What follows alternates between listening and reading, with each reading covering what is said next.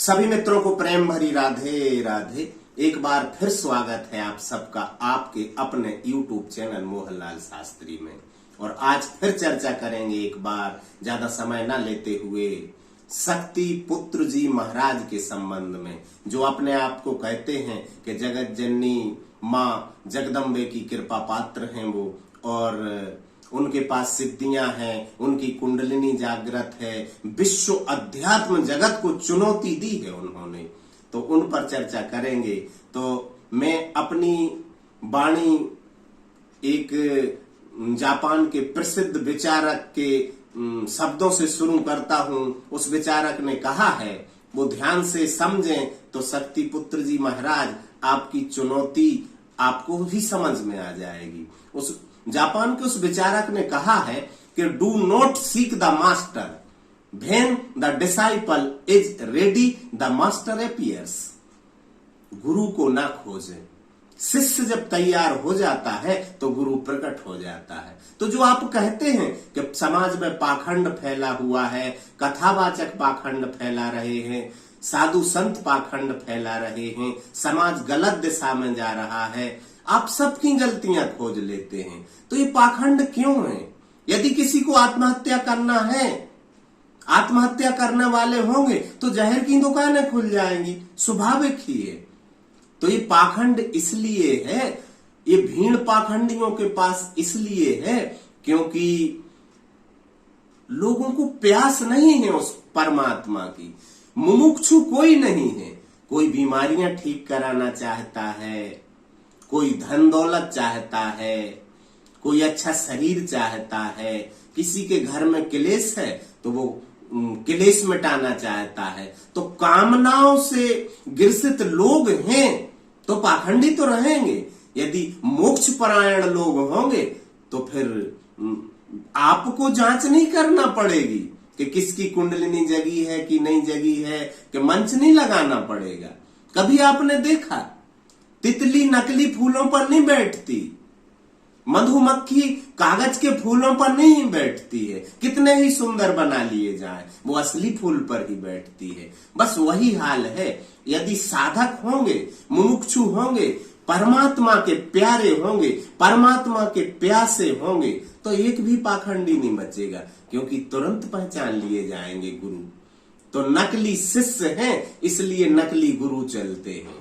और आपने जो कहा है कि मेरे पास शक्तियां हैं, वो आप नहीं, आपका अहंकार बोल रहा है। कुंडलिनी शक्ति के बारे में आप क्या जानते हैं? एक मनुष्य का शरीर है, आप सूक्ष्म शरीर की बात करते, 7 शरीर होते हैं मनुष्य के, हर प्राणी के 7 शरीर होते हैं। और कुंडलिनी जब जाग जाती है तो फिर आप जैसे नहीं बोलते, वो फिर मौन को उपलब्ध हो जाता है, असीम शांति को उपलब्ध हो जाता, फिर वो बक बक बक नहीं करता है। लोगों को उसके पास जाके प्रार्थना करना पड़ती है, तब वो कुछ शब्द बोलता है प्रार्थना करने से। और फिर जिसको वह मिल गया, परम सत्य उपलब्ध हो गया, वो किसी से ईर्ष्या क्यों करेगा?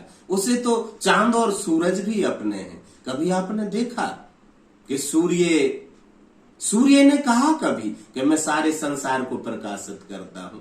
किसी वृक्ष ने कहा कि मैं बहुत सुंदर फूल खिलाता हूं, मैं हवाओं में नाचता हूं, मैं लोगों को ऑक्सीजन देता हूं? नहीं कहा ना। आप कह रहे हैं आपके पास सिद्धियां हो, ऐसा नहीं है, लेकिन कुंडलिनी शक्ति के बारे में आप कुछ नहीं जानते शक्ति पुत्र जी महाराज। और आप थोड़ा अध्ययन करें, योग वशिष्ठ महारामायण में विस्तार से बताया है कुंडलिनी के संबंध में। भगवान श्री राम की कुंडलिनी जगवाते हैं ऋषि वशिष्ठ। योग वशिष्ठ महारामायण करें, आपके सारे संशय छिन्न हो जाएंगे, आपके सारे संशयों का शमन हो जाएगा। और फिर भगवान श्री कृष्ण ने गीता में क्या कहा है कि अन्न से बनता है मनुष्य। उस श्लोक को ध्यान से समझे। अन्नाद भवंती भूतानी पर्जन्याद अन्न संभवा। यज्ञ क्या होता है? आप बोलते मैंने 8 यज्ञ किए कि यज्ञ कर रहा हूं, ये क्या होता है? विहित कर्म को यज्ञ कहते हैं।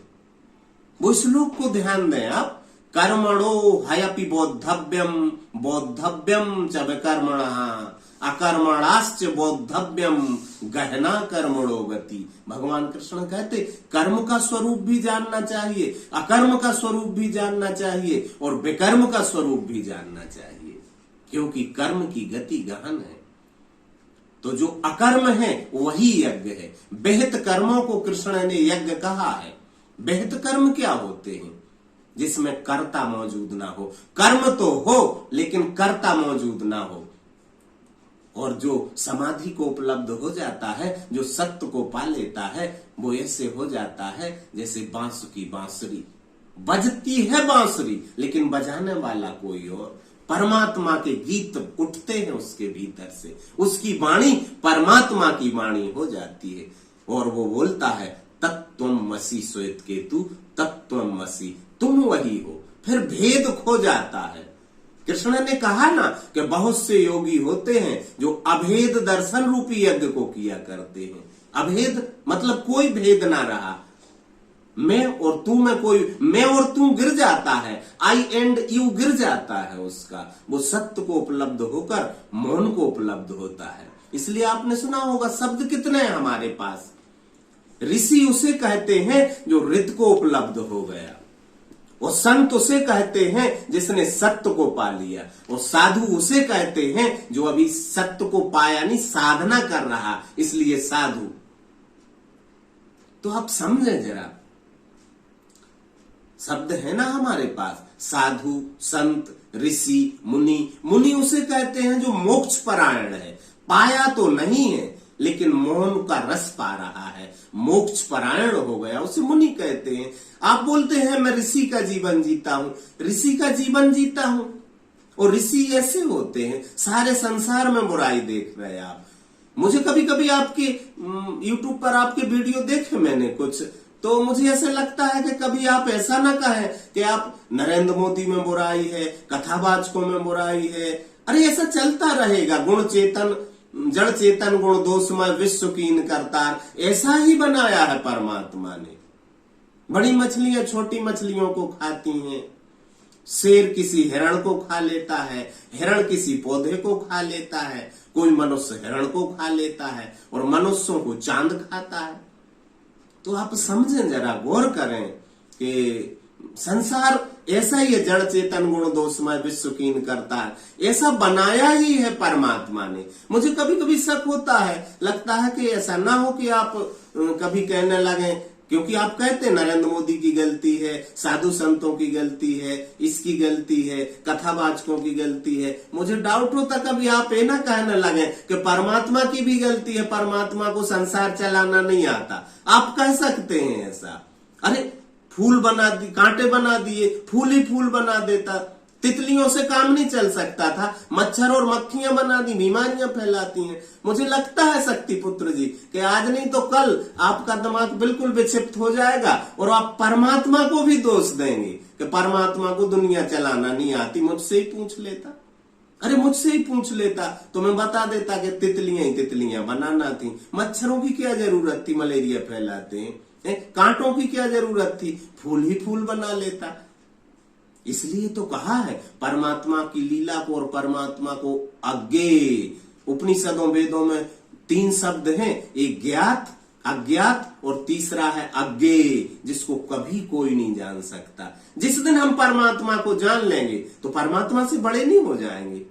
हम जान लेंगे यानी हमारी बुद्धि की पकड़ में आ गया और वो बुद्धि के परे है, उसे कोई नहीं जान सकता है। इसलिए तो कबीर ने कहा है कि खोजी होए तो तुरत ही मिलो, पल भर की तलाश में। कहत कबीर सुनो भाई साधु, सब सांसों की सांस में। परमात्मा सांसों में है, आप समझें, जागे आप। राधे राधे।